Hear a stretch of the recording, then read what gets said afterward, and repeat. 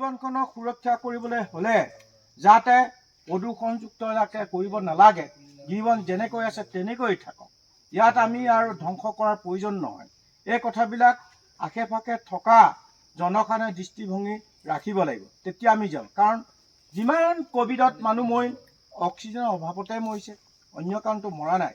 ইয়াৰ পৰা কিমান ton oxygen বিশ্ববাসীলৈ যায় গিৰিবনৰ পৰা বা আমাৰ যোৰহাটলৈকে বাৰ লৈছোঁ আমি য'তেই, সেইখিনি দৃষ্টিভংগীৰে চালে আপোনালোকে গম পাব। হয়তো কোনোবাই ইউনেস্কোৰ পৰা আহিলে ইয়াতো ৰিচাৰ্চ কৰিব কিমান টন অক্সিজেন বিশ্ববাসীলৈ যায়, তেতিয়া গম পাব।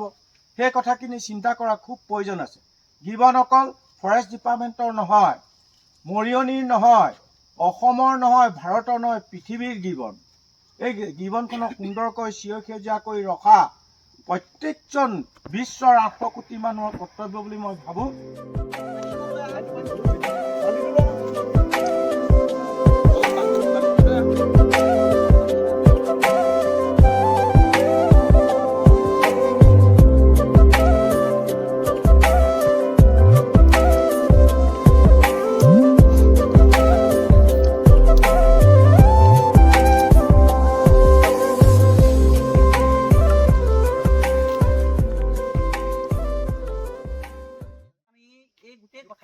আমি উপলব্ধি কৰি আছিলোঁ বহু দিনৰ পৰা, আৰু আমি খুব ইচ্ছা যায় যে আমি গছপুলি এটা আমি ক'ৰবাত ৰোপণ কৰোঁ নেকি। কিন্তু আমি ব্যক্তিগতভাৱে আমাৰ হয়তো ক'ৰবাত আমাৰ মাটি বাৰী কম বা আমি তেনেকুৱা ধৰণৰ অনুষ্ঠানত এজোপা বা দুজোপা গছহে আমি ৰুব পাৰোঁ নিজৰ ববীয়াকৈ হ'লেও।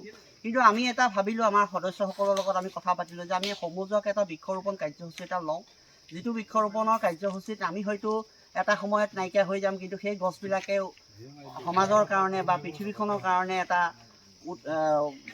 আশ্বাসজনক বা তেওঁলোকে এটা সেই গছজোপাৰ পৰা সহায় সহযোগিতা সদায় পাই থাকিব।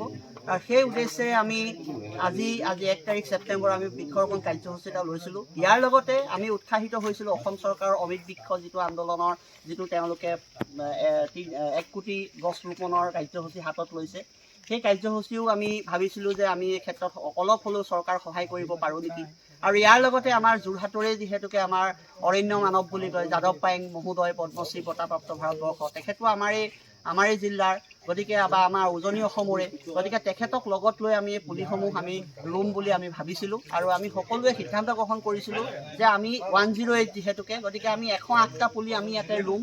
কিন্তু আমাৰ সঁচাকৈ ভাল লাগিছে, আমাৰ সদস্যসকলে ব্যক্তিগতভাৱেও পুলি নিজে নিজে লৈ আহিছে, আৰু আমাৰ খুবেই ভাল লাগিছে। এতিয়া আমি মিনিমাম হয়তো 200ৰো ওপৰত আমি পুলি ৰুবলৈ এতিয়া আজি তাৰিখত আমি সক্ষম হ'ম। আৰু তাৰ কাৰণে আমাৰ কৰ্মচাৰীসকলে নিজৰ ডিউটি অফৰ দিনাখনি আহি পেলানি আমাক যেনেদৰে সহায় সহযোগিতা আগবঢ়ালে, আৰু লগতে আমাৰ 108 যোৰহাট জিলাৰ পৰিচালক মহোদয় দীপ দুৱৰা, তেখেতো আহি আমাৰ মাজত উপস্থিত হ'লহি। বহুখিনি তেওঁৰ সমস্যা ব্যক্তিগতভাৱে আমাক জনাইছিলে যদিও এই গোটেই সমস্যা নেওচি তেওঁ আহি ইয়াত উপস্থিত হৈ তেওঁ আমাক বৃক্ষ ৰোপণৰ সহায় কৰিলে, আৰু তেওঁ নিজেও 2টা বা 3টাকৈ পুলি তেওঁ ৰোপণ কৰিছে। গতিকে আমাৰ অনুষ্ঠানটোৰ দ্বাৰা আমি অসমৰ ৰাইজক বা আমি অসম চৰকাৰক বা আমি উদ্ভিদ বা আমাৰ প্ৰাণী জগতক আমি উপকৃত হ'ব বুলি আমি নিশ্চিত। আৰু এনেধৰণে আমি অসম চৰকাৰৰ যিবিলাক গঠনমূলক যিবোৰ কাৰ্যসূচী হওক বা এনেকুৱা ধৰণৰ মহান কাৰ্যসূচীসমূহত আমি সদায় আমি যিমান পাৰোঁ আমি যিমান সামৰ্থ্য অনুযায়ী আমি তেখেতলোককো আমি সহায় হাত আগবঢ়াই যাম বুলি আজি আমি এই বৃক্ষৰোপণৰ কাৰ্যসূচীৰ দিনাখনি চৰকাৰকো প্ৰতিশ্ৰুতি প্ৰদান কৰিছোঁ। জনতাৰ সাৰথী মৃত্যুঞ্জয়, প্ৰগতিৰ চানেকি মৃত্যুঞ্জয়, জনতাৰ সাৰথী মৃত্যুঞ্জয়, প্ৰগতিৰ চানেকি মৃত্যুঞ্জয়। মানৱ জীৱনৰ চিৰসত্য এক পৰিক্ৰমা, মৃত্যুৰ বিপৰীতে আমি যেন প্ৰত্যাহ্বান। মানৱ জীৱনৰ চিৰসত্য এক পৰিক্ৰমা, মৃত্যুৰ বিপৰীতে আমি যেন প্ৰত্যাহ্বান।